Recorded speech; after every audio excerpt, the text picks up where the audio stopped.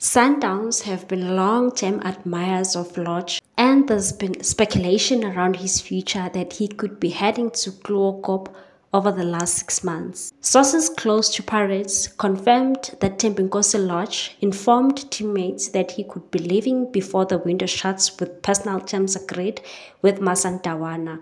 However, should the two clubs not agree on a transfer fee, the move is likely to be on hold until June. Meanwhile, as first called by SABC Sports, Sundowns have agreed terms with 23-year-old Matthews, who was one of the standout players in the Alice Van Gun last season with 11 goals and 10 assists in 33 games.